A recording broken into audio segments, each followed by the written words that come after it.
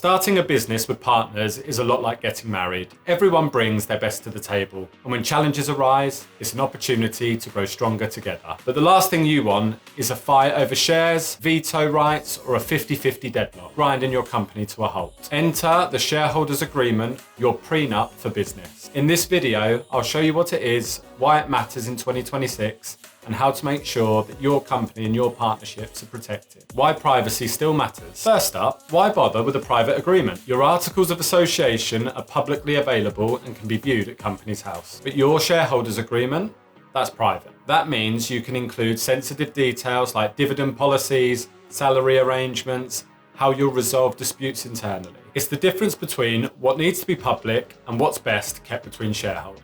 The new identity verification rule. Now here's a 2026 update that trips people up. If a shareholder owns more than 25% of a company, they're classed as a person with significant control, a PSC.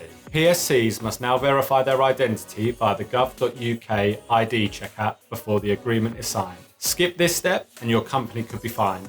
Your filings become non-compliant and your agreement becomes vulnerable, which is why it's best to get it right early. Defining significant influence. It's not just about share percentage anymore. A shareholder with a small shareholding can still be a PSC if they have significant influence, like veto rights over key business decisions. For example, if someone can stop the company taking out a loan, they now legally qualify as a PSC. That means your internal records and filings at Companies House must match what's in the agreement. Protecting minority and majority rights. At the heart of every SHA is balance. You want to protect everyone, not just the majority. You have tag-along rights to protect minority shareholders.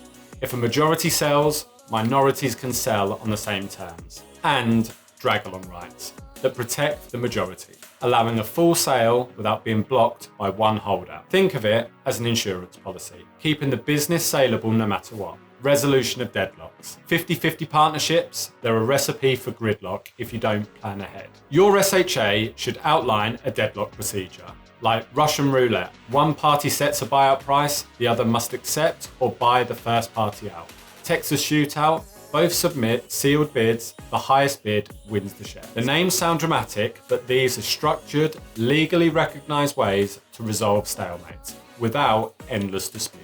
Lawful purpose and execution as a deed. 2026 update. Shareholders must operate the company for a lawful purpose. Mandatory for Companies House filings. Also, execute your SHA as a deed.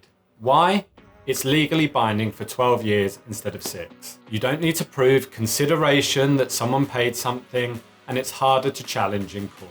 In short, it makes the agreement clearer, stronger, and harder to dispute later. Here's your quick checklist to protect your business. Align your SHA with your articles of association. Check all PSCs have completed ID verification. Define exit strategies, resignation, retirement, or death. Include restrictive covenants. Stop competitors from forming next door. Resolve deadlocks clearly. Get professional legal advice before signing. Do this right, and you're not just trusting your partners, you're protecting what you're building together. A well-drafted shareholders agreement isn't about lack of trust. It's about having a roadmap for the future, helping your company survive disputes, deadlocks, or unexpected events. Get this right, and your business and partnerships are protected for years to come. If you found this useful, hit subscribe for more UK business tips in 2026, and drop a comment if you have any questions.